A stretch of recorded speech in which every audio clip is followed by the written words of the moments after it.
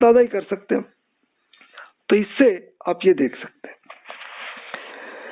اچھا جناب، یہاں تک بات ہوئی. اب ہم آخری بات کر لیتے ہیں کہ نئے مذاہب، یعنی ابھی تک یہ مہدی ہونے کے جتنے فرقے بنے تھے، مہدی یا مسیح بننے کے دعوے، اس کی ہم نے بات کی تھی. تو اب ہم آتے ہیں کہ جنہوں کا مذہب الگ ہو گیا.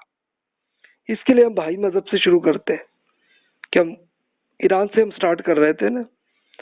تو امام مہدی ہونے کا دعویٰ یہ کیا تھا، یہ ایک صاحب تھے بہاء اللہ صاحب. 1817 to 1892 تک ان کی زندگی گزری ہے. اب پہلے یہ اعلان ہوا، ایک بابی فرقہ بنا تھا جس کے امام تھے علی محمد باب 1844 میں، اور یہ ایران کا شہر شیراز میں. تو انہوں نے یہ کہا کہ یہ امام کے آنے کا دروازہ میں ہوں. انہیں اصل کیا تھی کہ چونکہ شیعہ حضرات میں تو یہ تھا نا کہ ہمارے امام مہدی جو ہیں، جو 12ویں امام ہیں، وہ تشریف لے آئیں گے ہماری زندگی میں. تو اس میں پھر علی محمد باب صاحب نے یہ کیا کہ جناب امام آنے والا ہے، میں اس کا دروازہ ہوں. وہاں سے کہ فرقہ ایران میں بن گیا تھا بابی فرقہ. اس بابی فرقے کے یہ بہاء اللہ صاحب تھے. اچھا، ہوا کیا کہ اس کے اسی بابی فرقے کے اندر ایک بڑی خاتون قرۃ العین طاہرہ، آپ نے شاید ان کا نام سنا ہوگا، 1852 میں وہ فوت ہوئی ہیں. یہ ایک پوری تبلیغ انہوں نے شاعری سے کی تھی، اور فارسی زبان کی سب سے اعلیٰ درجے کی شاعری جو ہے کہا جاتا ہے کہ قرۃ العین طاہرہ صاحبہ کی ہے. اور انہوں نے باب کا حلول کا دعویٰ انہوں نے کیا تھا کہ جناب یہ علی محمد باب پہ یہ حلول ہو گیا ہے کہ یہ جناب یہی امام مہدی یہ ہوں گے. اصفہان یہ پورا ایریا، اس میں ان کی کامیابی ہو گئی تھی، ان کی دعوت ہر طرف پھیلا دی تھی انہوں نے. تو لیکن جو گورنر کے جو تھے تو یہ بابی فرقے کے حصے میں آ گئے تھے. اس وقت پھر ایرانی گورنمنٹ نے ایک ایکشن لیا تھا اور قرۃ العین طاہرہ کو بھی قتل کیا 1852 میں. اور پھر علی محمد باب جنہوں نے 1844 میں یہ دعویٰ کیا تھا ان کو بھی قتل کر دیا تھا 1860 میں. یعنی ان کو لگتا ہے کہ ان کو قید میں رکھا ہوگا، پھر ہوا تھا. تو بہاء اللہ وہ ان کے ساتھیوں میں سے ایک تھے.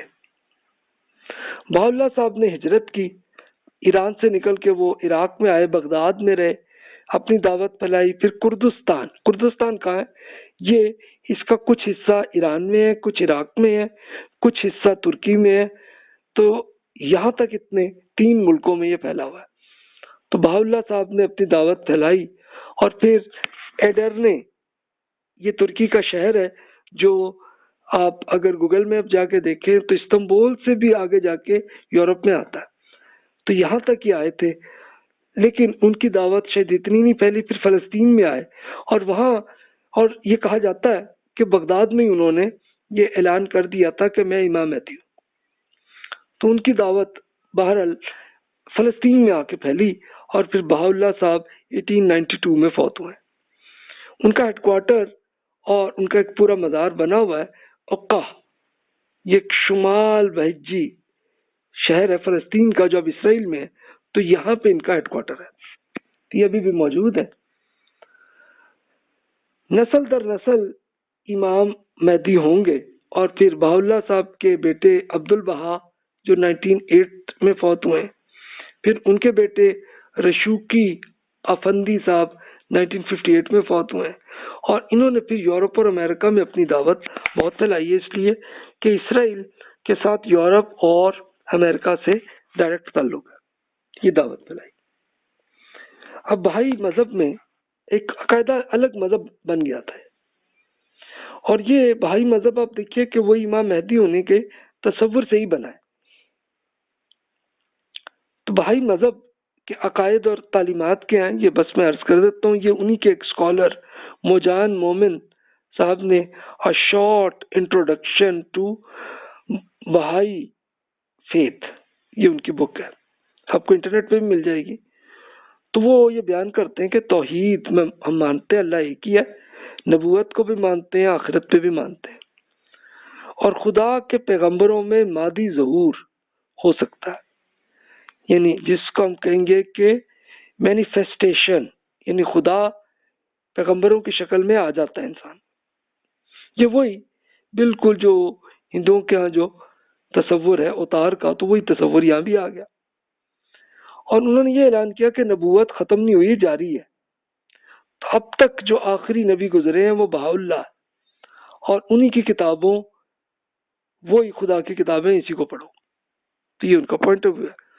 پھر بہاءاللہ صاحب کا جو مزار ہے اس پہ بڑی عقیدت کرتے ہیں اور اسی کو قبلہ قرار دیتے ہیں، اور حج بھی یہی اسی بہاءاللہ کے مزار میں آ کے کرتے ہیں. ایک اور دلچسپ انہوں نے معاملہ کیا تھا کہ کیلنڈر انہوں نے بنایا 19 مہینے کا، یعنی نارملی پوری دنیا میں تو 12 مہینے ہوتے ہیں نا، انہوں نے 19 بنایا. اور اس میں کیا کیا کہ انہوں نے امام کی لکھی ہوئی دعاؤں کو اور مراقبے کو ہی نماز قرار دیا.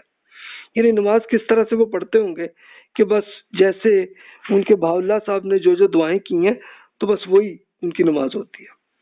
اور ان پہ لازم ہے کہ 19 دن تک، سال میں کم از کم 19 دن تک ضرور دعوت ضرور پھیلایا کرے.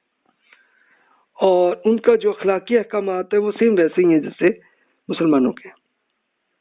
تو یہ ان کا مہدی مذہب کا اس طرح سے، یعنی ہسٹری کی ہم اسٹڈی کر رہے تھے تو یہ دیکھیے کہ یہ اصل میں 1844 سے لے کے آج تک موجود ہے.